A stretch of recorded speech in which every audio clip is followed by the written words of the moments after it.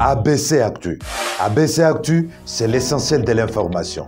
ABC Actu, c'est la politique, l'économie, le social, la culture, la religion, la science, la technologie, le développement et les divers. ABC Actu, l'essentiel de l'information pour vous, FM Prêt.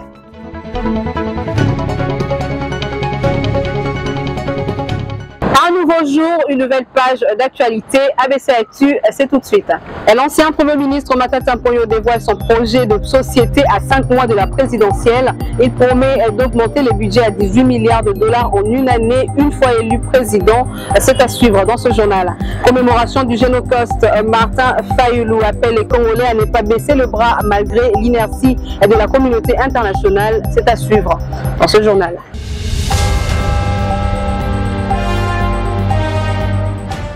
Bienvenue à tous et merci de nous choisir pour vous informer. Après avoir lancé officiellement la commémoration du génocide congolais, mercredi 2 août, le chef de l'État, Félix-Antoine Tshisekedi, a visité les chantiers de construction du centre financier de Kinshasa dans la commune de la Gombe pour l'état des lieux. Regardez. Le centre financier de Kinshasa, avec ses 2 tours jumelles et plusieurs autres immeubles, vont d'ici quelques mois s'imposer sur l'espace compris entre le ministère des Affaires étrangères et l'Institut de la Gombe au centre-ville dans la capitale. Pour la deuxième fois, le président de la République Félix-Antoine Tshisekedi Tshilombo est venu visiter le chantier où des infrastructures enregistrent d'énormes avancées. L'entreprise TUC Milvest, à pied d'œuvre, entrevoit la remise officielle des ouvrages à la fin de l'année 2023 en cours. Depuis sa première visite, donc depuis le début aussi des travaux, il y a une année qui est déjà écoulée et on a réalisé 1400 mètres carrés de construction sur 1550 mètres prévus. Au mois de septembre prochain, on aura fini avec toute la façade de tous les projets. Et puis au mois de décembre, donc avec la venue de son Excellence Monsieur le Président, on pourra faire l'inauguration et remettre les clés. Actuellement, nous travaillons avec 3000 personnes au chantier et parmi ceux-là, nous avons 1200 personnes qui sont turques et 1800 personnes travailleurs qui sont congolais. Sur place, le chef de l'État a tout visité et tout entendu grâce aux explications du président du conseil d'administration de l'entreprise Milvest, Thuram Mildon. Le président de la République s'est aussi mis à l'écoute des ouvriers qui lui ont soumis leurs doléances. Il a promis d'y remédier. Les 2 tours jumelles en construction et dont les travaux se trouvent au stade de finition vont abriter le ministère des Finances et celui du Budget. Sur le site, l'on trouve aussi un autre immeuble géant du centre des congrès et d'autres bâtiments destinés aux différents services rattachés au ministère des Finances et du Budget.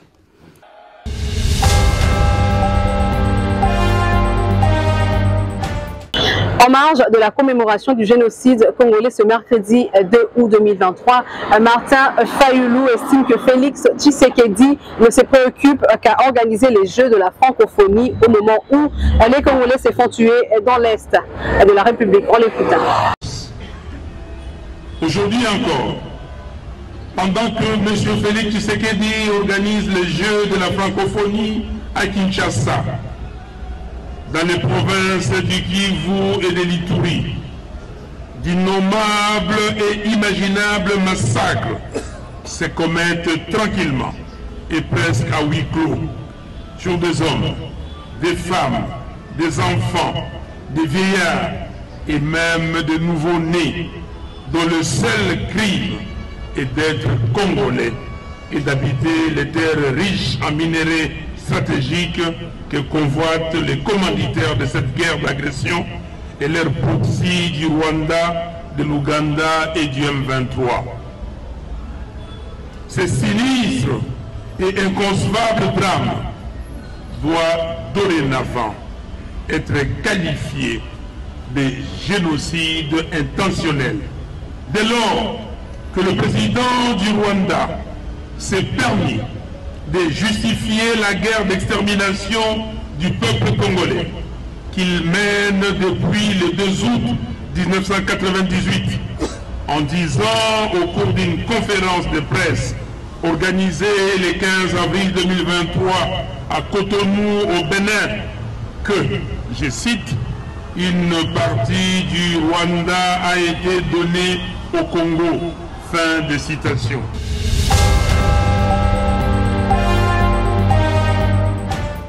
Dans le même registre, commémoration ce mercredi de la journée nationale d'hommage aux victimes liées aux conflits et autres crimes graves en République démocratique du Congo. C'était à l'esplanade du gouvernorat du Congo central que la cérémonie a eu lieu en présence du vice-gouverneur Grace Kwanga Manswangi. Regardez.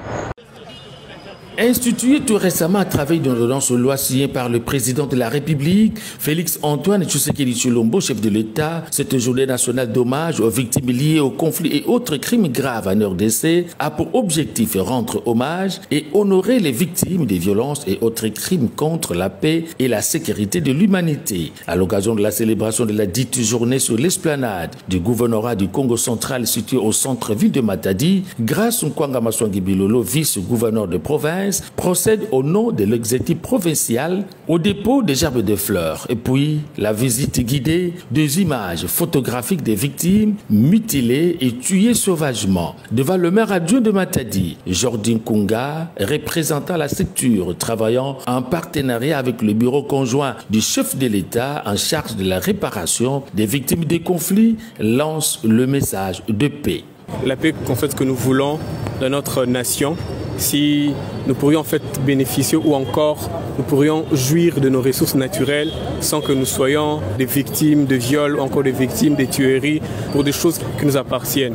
C'est aussi une journée en fait de commémoration, de penser à tous ceux qui ont été victimes et voilà pourquoi il y a eu même en fait une gerbe de fleurs ici pour penser à tous ces gens-là et pour dire aussi à des victimes qui sont jusque-là en vie que nous sommes avec eux. Et il y a un proverbe qui dit, je vais en fait le dire en lingala, ceux qui musapi et zui pasi zalibor mubimade zui pas voir même tout le corps. Donc ils ne sont pas seuls dans leur souffrance, nous sommes avec eux. Pour Maître Annie Masengo, présidente du réseau de protection des victimes, plaide pour l'accompagnement des familles des victimes. L'histoire nous renseigne que cette problématique date depuis la guerre mondiale, puis en 1998 lors de massacres des Congolais à cause de l'exploitation illicite des ressources naturelles du sous-sol. Le combat est pour tout le monde car un peuple qui ne réfléchit pas à son passé est condamné à revivre plus tard son histoire.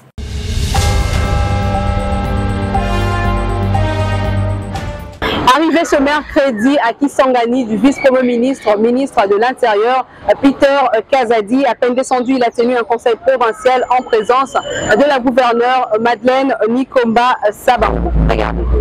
Il est 12h locales du mercredi 2 août 2023 lorsque l'appareil de SGL Aéronautique foule le sol Boyomé via l'aéroport international de Bangoka. À son bord, le vice-premier ministre, ministre de l'Intérieur, Peter Kazadi Kankonde. Il est accueilli au bas de la passerelle par la gouverneure de la province de la Tchopo, Madeleine Nikomba Sabango, et les membres du comité provincial de sécurité avant de recevoir un bouquet de fleurs, signe d'un accueil sur la terre hospitalière. Les membres du gouvernement provincial, les agents du gouvernorat ainsi que les cadres et militants de l'UDPS et autres partis politiques membres de l'Union sacrée de la nation, plateforme politique chère au président de la République, Félix Antoine Tshisekedi Tshilombo, sont rangés pour accueillir le VPM et recevoir sa poignée de main. Juste après, le cortège du patron de l'Intérieur, Peter Kazadi Kankonde, s'est dirigé droit vers le gouvernorat des provinces. Quelques minutes après, le vice-premier ministre va présider la réunion du Conseil provincial de sécurité. Après cette réunion,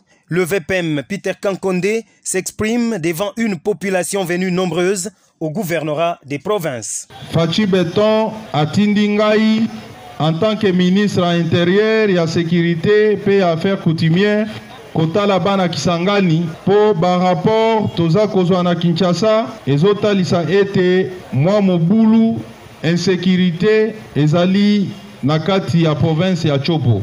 Yango mokonzi ya mboka alobi yo kende mona bakonzi ya province kobanda na mama gouverneur na ba collaborateur na ye nyonso obiyoka na matoi ota nini eza kuna ozwa ba disposition oyo isengeli kozwa kasi oya kopesa nga rapport. Au sortir de la réunion des conseils provinciaux de sécurité, il a été présenté au vice-premier ministre, ministre de l'Intérieur, les présumés malfrats impliqués dans le conflit Mbole-Lengola ayant causé mort d'hommes et désolation dans la commune de Lubunga et ses environs. Ils ont été arrêtés notamment en Nguenengene, à Kubagu et dans la commune de Lubunga. Mutu oyo akoki kotelema alobi ngai naleki leta na makasi azate. Eloko kangani, lokola bokangani boye, boye baki on va vous appliquer toute la rigueur de la loi. Tant on a zomo na bana mike boye, bino bokebisa avenir na bango. Et baki l'État a kolemba bino. J'instruis madame la gouverneure pour que le procès à Batuko et Salama Awa et ça un procès public. Douralex Sedlex, le procès étant attendu par la population boyomaise.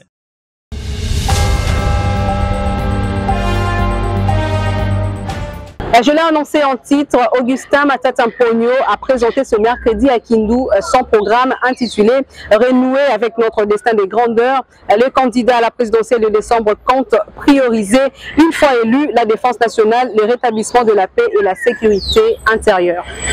Augmenter significativement le PIB, évidemment avec un taux de croissance de 14,6%, nous pouvons atteindre un PIB beaucoup plus élevé, d'ailleurs on le verra.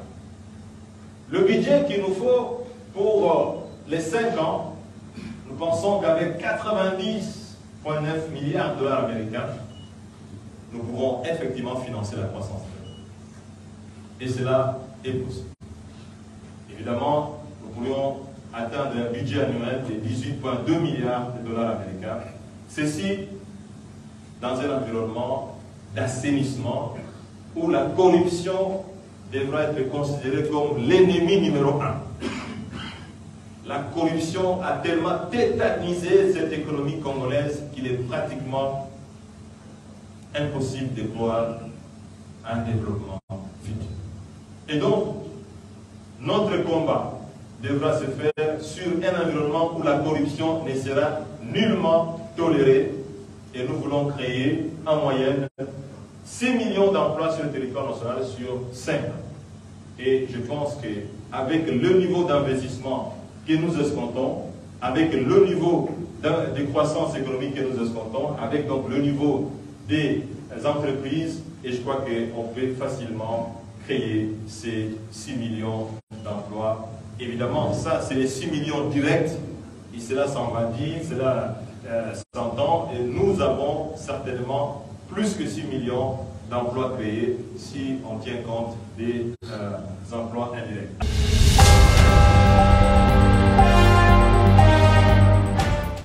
Dans la province du Haut-Katanga à présent, autonomisation et émancipation de la femme. La ministre provinciale du genre, Gisèle Ngungwa, sensibilise les femmes en rapport avec les enjeux électoraux en marge de la Journée internationale de la femme africaine. Haut-Katangais, Haut-Katangaises, distinguées mamans, le 31 juillet de chaque année, le monde entier commémore la Journée internationale de la femme africaine instituée sous l'initiative de Madame Hawaï Keïta, une militante et femme politique malienne. Cette date rappelle la première rencontre de femmes africaines réunies le 31 juillet 1962 à Dar es Salaam en Tanzanie dans le but d'arrêter des stratégies pour résoudre de problèmes communs qui bloquent l'autonomisation et l'émancipation des femmes africaines. Permettez-moi de saisir cette opportunité pour réitérer mes hommages les plus déférents à son Excellence M. Félix-Antoine Tshisekedi Tshilombo, président de la République et chef de l'État, pour ses multiples initiatives en faveur de l'autonomisation et du leadership féminin en RDC, qui sont bien comprises et relayées en province par l'honorable Jacques Yaboula Katwe, gouverneur de province du Haut-Katanga. Cette année, les thèmes retenus sont, au niveau international, mettre en œuvre la sagesse et la force de femmes pour construire la paix et accueillir la mise en œuvre de la zone de libre-échange africaine. Tandis qu'au niveau national, le thème est « Femmes, congolaises et africaines construisant la paix pour des échanges interculturels et économiques ». Nous inspirons de ces thèmes et reconnaissons que chaque année, l'ONU réserve la date du 8 mars de chaque année pour célébrer les droits humains acquis par les femmes et pour mettre en lumière les défis qui restent à relever. Il ressort que la date du 31 juillet est souvent négligée tout au long de ses 49 ans d'existence. Le but de cette journée n'est autre que celui d'unir les forces, de travailler ensemble sans interférence, malgré les divergences géopolitiques, ethniques et linguistiques. De même pour cette année 2023, l'accent a été mis pour notre province sur les enjeux électoraux quant à la participation de la femme okatangaise. Il serait donc opportun pour les femmes de partager quelques expériences avec les femmes des communautés sœurs de pays africains vivant dans notre province. Tout ceci pourra permettre aux femmes de notre province d'améliorer les scores des candidates qui demeurent encore préoccupants, car ne dit-on pas que l'avenir de l'Afrique dépend de l'avenir de femmes. Femmes africaines en général et congolaises en particulier, serrons-nous les coudes pour construire la paix qui facilitera et accélérera la mise en œuvre de la zone de libre-échange africaine dans laquelle les échanges culturels et économiques pourront être une réalité. Que vive la femme africaine, que vive la République démocratique du Congo, que vive la province du Haut-Katanga. Je vous remercie.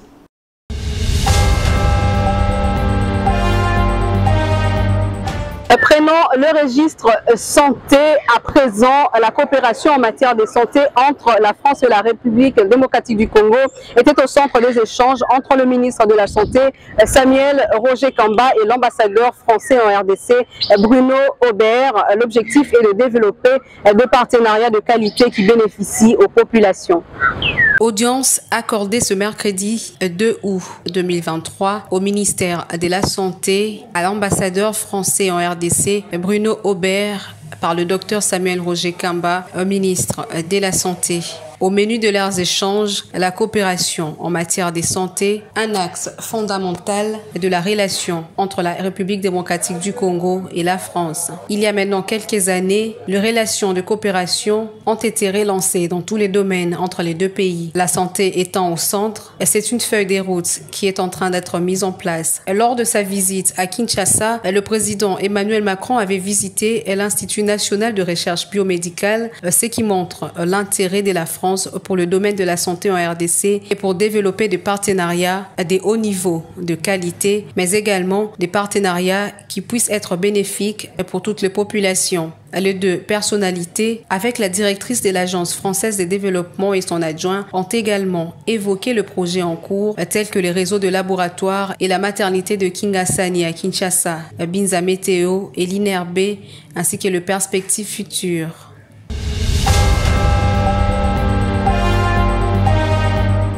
Prenons le sport avant de chuter. Le judoka congolais Arnold Dasso Kiafumu est monté sur le podium mercredi au complexe Omnisport Tata Raphaël après s'être débarrassé du Mauricien Ngangaya lors de la finale de bronze comptant pour le 9e jeu de la francophonie. Sur son parcours, le Léopard a éliminé tour à tour l'Ivoirien Koulibaly en quart de finale et l'Arménien Andréan en demi-finale. La prometteur qui la République démocratique du Congo a la médaille d'or. Mais chaque sécurité n'a la médaille au monde Le monde est tombé les cas qui très difficile. Mais ils ont bassali à pesca comme makasi tous la médaille au tikale tout ça l'honneur na mboka la biso Congo tout ça l'honneur na yemoko Fati Béton au Mboka. Le marché était pendant combat de combat dans la demi-finale. On a marché pour dans question expérience quoi expérience il y a le poussoana donc trop de stages trop de libana championnat du monde au biso notre commaté et on peut se l'appeler qui a marché bien qui message on a compris que la gouvernement va faire ça biso sport de combat individuel chance il va faire ça jouer chance va faire ça chance to que na stage to que na kubunda Bientôt là, tu as une qualification, il y a GO 2024. Et là, on enseigne à la gouvernement cette chance. Donc, il y a des stages, bientôt là, en septembre, à championnat d'Afrique. Donc, on va faire une chance de rapporter une médaille ou un sous.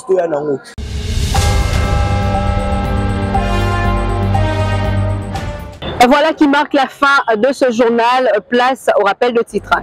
L'ancien Premier ministre Matata Mponyo dévoile son projet de société à 5 mois de la présidentielle. Il promet d'augmenter les budgets à 18 milliards de dollars en une année, une fois élu président. Vous l'avez suivi dans ce journal. Commémoration du Génocoste, Martin Fayulu appelle les Congolais à ne pas baisser le bras malgré l'inertie de la communauté internationale. Vous l'avez également suivi dans ce journal. C'en est fini pour ce numéro d'ABC Actu. Merci à tous de nous avoir suivis.